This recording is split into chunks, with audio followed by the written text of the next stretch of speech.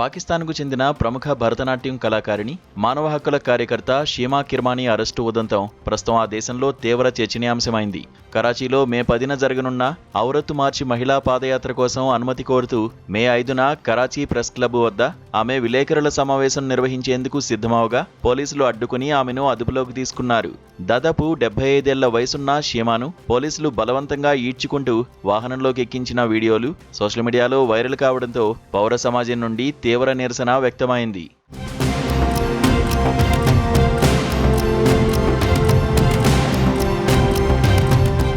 శాంతియుతంగా press conference నిర్వహించుకునే హక్కును కూడా కాలరాస్తున్నారని సామాజిక కార్యకర్తలు, సినీ ప్రముఖులు ప్రభుత్వంపై విమర్శలు గుప్పించారు. ఈ ఉద్రిక్తతలను గమనించిన సింధు హోంమంత్రి జియావుల్ హసన్ లంజర్ తక్షణమే జోక్యం చేసుకుని ఆమెను విడుదల చేయాలని పోలీసులను ఆదేశించారు. మంత్రి ఆదేశాలతో విడుదలైన అనంతరం షీమా కిర్మానీకి హోంమంత్రి స్వయంగా ఫోన్ చేసి జరిగిన ఘటనపై విచారం వ్యక్తం చేస్తూ క్షమాపణలు చెప్పారు. అధికార దుర్వినియోగానికి పాల్పడిన 3 పోలీస్ అధికారులను, 1 డీఎస్పీ, 2 ఎస్హెచ్ఓలను ప్రభుత్వం తక్షణమే సస్పెండ్ చేస్తూ ఉత్తర్వులు జారీ చేసింది. తన అరెస్టుపై స్పందించిన షీమా కిర్మానీ ఇలాంటి బెదిరింపులకు తాము భయపడబోమని, మహిళల హక్కుల కోసం తమ పోరాటం కొనసాగుతుందని స్పష్టం చేశారు. చివరకు ప్రభుత్వం కొన్ని షరతులతో కూడిన అనుమతిని మంజూరు చేయడంతో షీమా కిర్మానీ నేతృత్వంలో మహిళా మార్చి నిర్వహణకు మార్గం సుగమమైంది. దశాబ్దాలుగా కళ ద్వారా సామాజిక చైతన్యాన్ని రగిలిస్తున్న ఆమె పట్ల పోలీసులు ప్రవర్తించిన తీరు ప్రజాస్వామ్య విలువలపై ప్రశ్నలు రేకెత్తించింది. ఈ క్రమంలో ప్రతిపక్ష నేతలు కూడా ప్రభుత్వం తీరును తప్పుబడుతూ పౌర హక్కుల పరిరక్షణలో వైఫల్యాన్ని ఎండగట్టారు.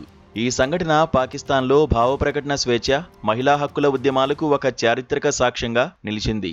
అంతర్జాతీయ స్థాయిలోనూ ఈ అరెస్ట్ను మానవ హక్కుల సంఘాలు ఖండించడం విశేషం.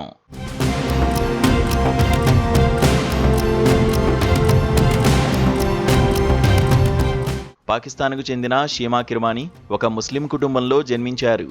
ఆమె తల్లి భారతదేశంలోని హైదరాబాద్కు చెందిన మహిళ. అందుకే తన కుమార్తెలు భారతీయ శాస్త్రీయ కళల పట్ల అవగాహన కలిగి ఉండాలని ఆమె కోరుకున్నారు. అందుకే షీమా తన 13వ ఏట నుంచే కరాచీలోని ఘన్శ్యామ్ అనే గురువు వద్ద శిక్షణ ప్రారంభించారు. అయితే తర్వాతి కాలంలో ఆమె నృత్యాన్ని కేవలం ఒక కళగా మాత్రమే కాకుండా సామాజిక మార్పు కోసం ఒక శక్తివంతమైన ఆయుధంగా మలుచుకున్నారు. మహిళల హక్కుల కోసం పోరాడేందుకు తెహ్రీక్-ఏ-నిస్వాన్ అనే సంస్థను స్థాపించి అణచివేతకు వ్యతిరేకంగా నృత్యం ద్వారా నిరసన తెలియజేస్తున్నారు. ఆమె భరతనాట్యంతో పాటు ఒడిస్సీ మరియు కథక్ నృత్య రూపాల్లో శిక్షణ పొందారు. పాకిస్తాన్లో నృత్యంపై నిషేధం ఉన్న కాలంలో కూడా ఆమె ధైర్యంగా తన ప్రదర్శనలను కొనసాగించి ప్రతిఘటనకు ప్రతీకగా నిలిచారు.